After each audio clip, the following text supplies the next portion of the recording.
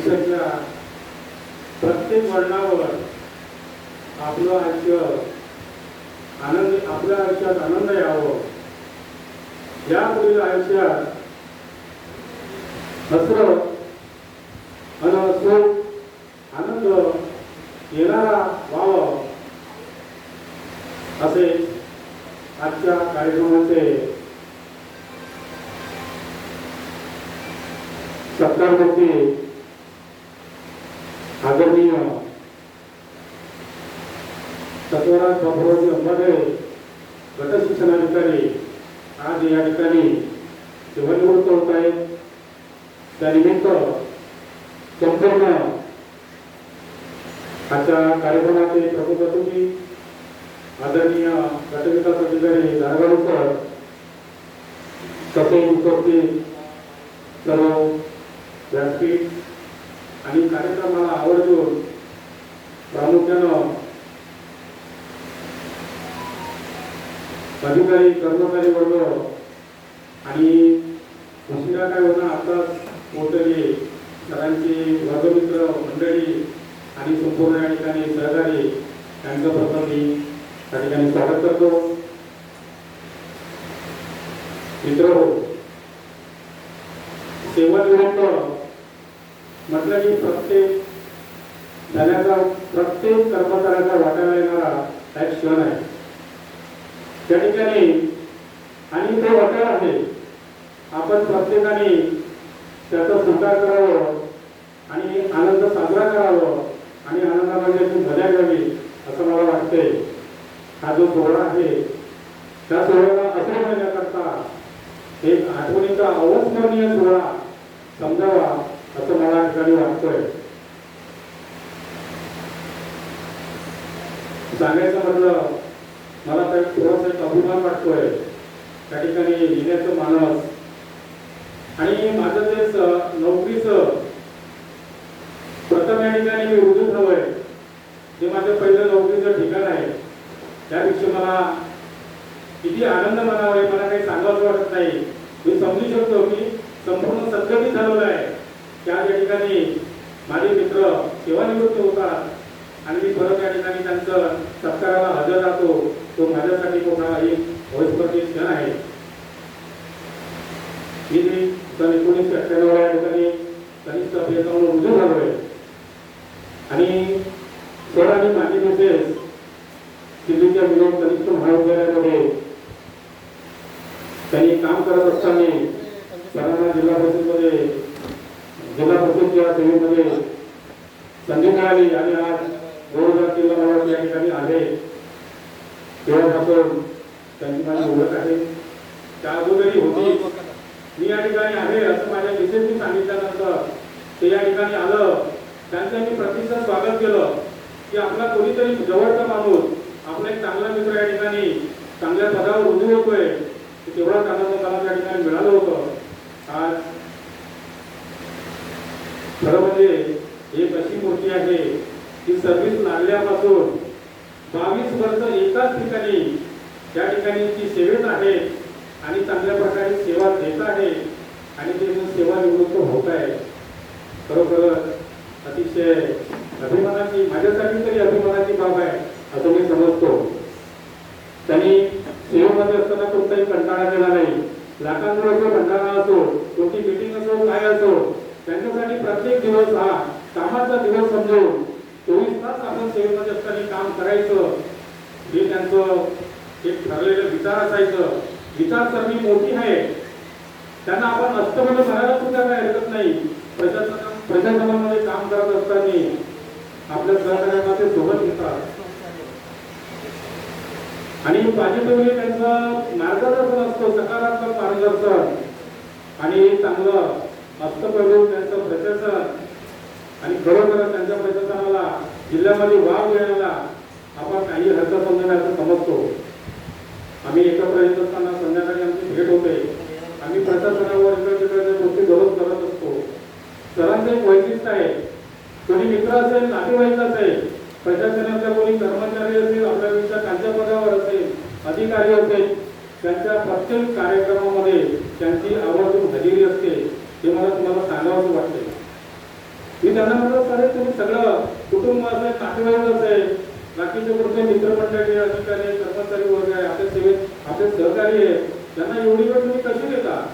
प्रत्येकाला नाही म्हणत नाही. कुठे असलं की याच्या कार्यक्रमामध्ये, त्याच्या वाढदिवसाला आहे, तिच्या बड्डेला आहे, त्याच्या घराचा वास्तुकाल आहे, त्याच्या लग्नामध्ये सासरला आहे, तर असं त्यांचं नेहमीच असतं.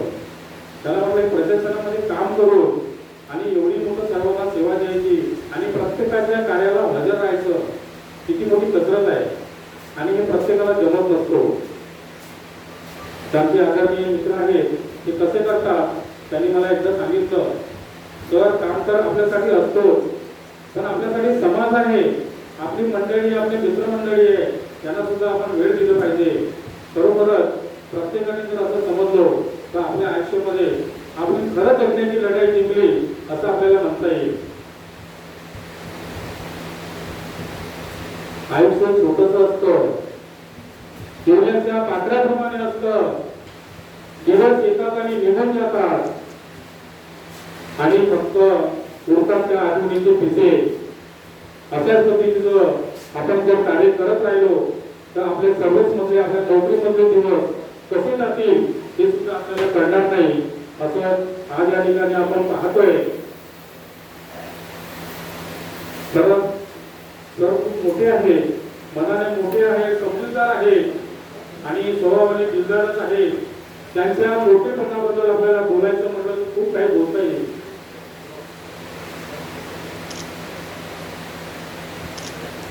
आदमी सबसे बड़ा होता है ना सबसे बड़ा होता है, जो आदमी दूसरों के मुसीबत में खड़ा होता है वही सबसे बड़ा होता है.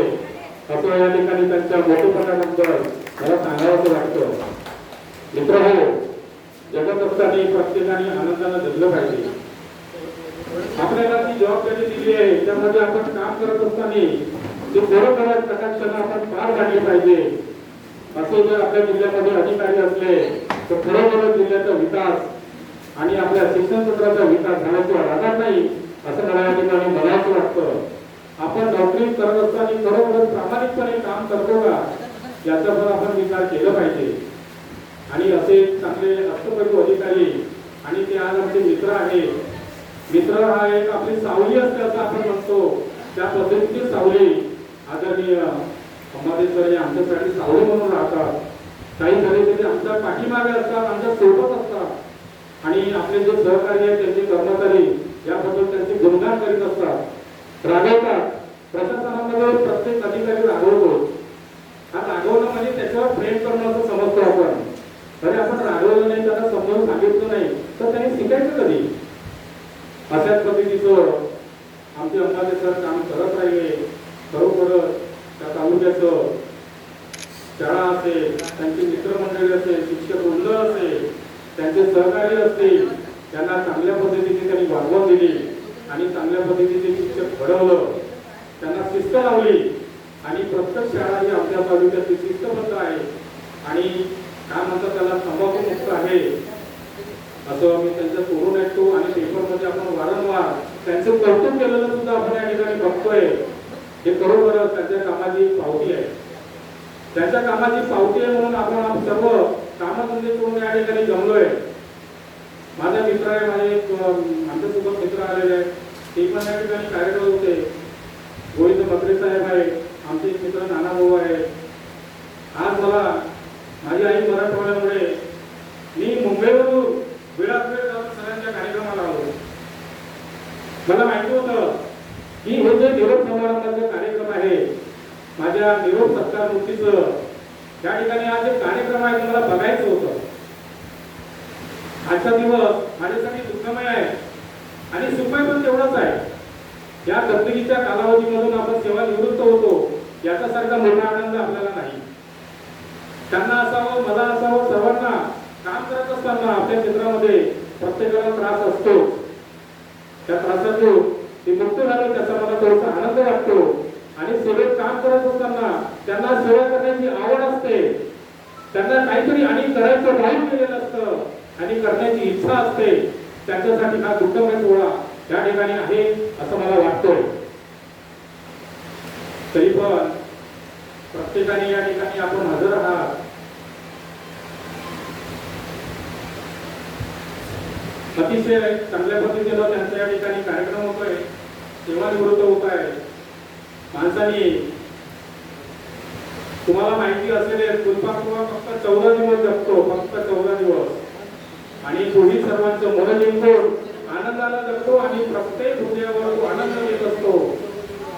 त्याचप्रमाणे आपलं जीवन अमूल्य आहे. उरलं दिवस आपण पण फुलपाखरासारखं जगावं असा सर्वांना मला या ठिकाणी सांगावंसं वाटतं. मित्र, काम करत असताना खूप मजा येतं आणि एकत्र राहायचं या ठिकाणी. मकरे सर, अंबादे सर, मी आणि आमचे रांगे सर मित्र होते आणि माझे बंधू ठाकरे सर ते सुद्धा या कार्यक्रमाला आले. वैरी साहेब पण आहे. आम्ही त्यांचं लग्न होईपर्यंत आम्ही एकत्र राहिलो, खेळलो या ठिकाणी आणि आम्हाला एक आनंद व्हायचं. शुक्रवारला सर्वात रविवारी सुट्टी असते, आम्ही शुक्रवारला दुपारी पडून जायचं. चला रे आज जायचं आपल्याला, अशा पद्धतीचा आनंद आम्ही आमच्या अंबादे सरांबरोबर, कपडे सरांबरोबर, बाकीचे जे मित्र होते आम्ही कुठे सर आमच्यासोबत, आमचे सर आहे ते सगळं मंडळी आम्ही त्या ठिकाणी होतो आणि बरीचशी मंडळी या ठिकाणी माझी ओळखीचे गाडीचं 5-6 वर्ष नोकरीला होतो आणि माझ्यासाठी हा छोटाच सण आहे.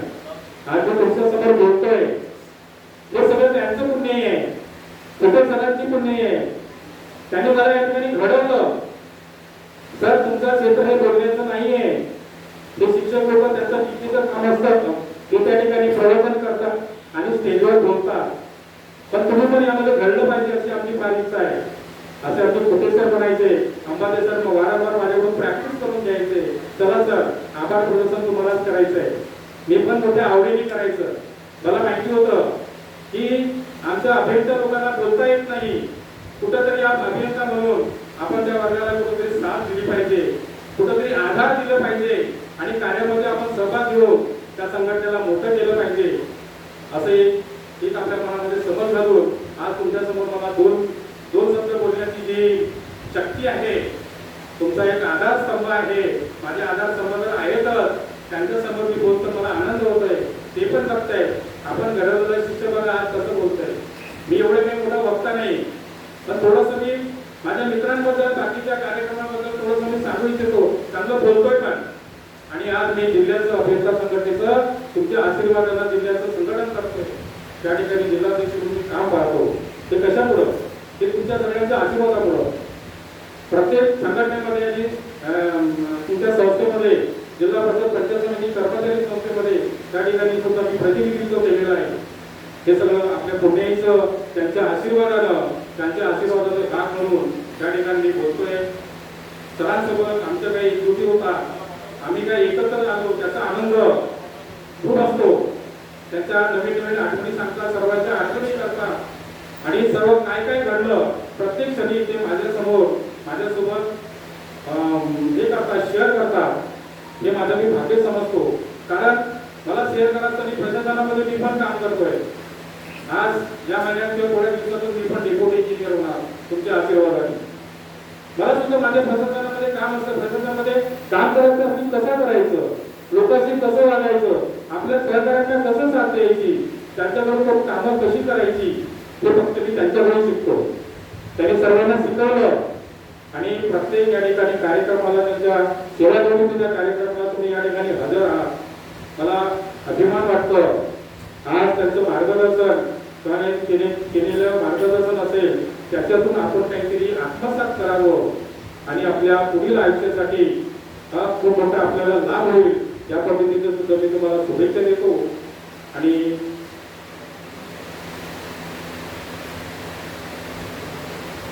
मला वाटते सरांना आपण माझ्या मित्रमंडळीकडून, माझ्या घरच्या परिवाराकडून आजच्या दिवसानिमित्त त्यांना खूप खूप शुभेच्छा देतो आणि प्रत्येक सणाला त्यांनी आनंद लुटावं आणि आपलं जीवन आनंदमय जगावं. प्रत्येक आयुष्याच्या ठिकाणी आनंदमय व्हावं.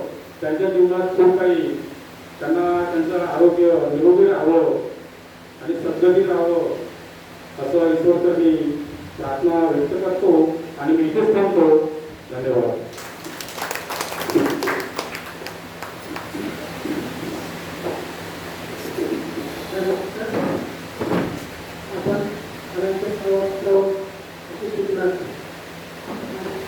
सगळ्यात महत्त्वाची कला ही वक्तृत्व कला आहे. ते प्रत्येकालाच नसते आणि ते जर आली तर आपण खूप काही केलं असं म्हणायला काही हरकत नाही. सरांचे मित्र 1987 बॅचचे सन्माननीय अनुभव मेश्राम सर या ठिकाणी उपस्थित झाले आहेत. त्यांनी सुद्धा साहेबांविषयी मला व्यक्त करावं अशी विनंती करतो.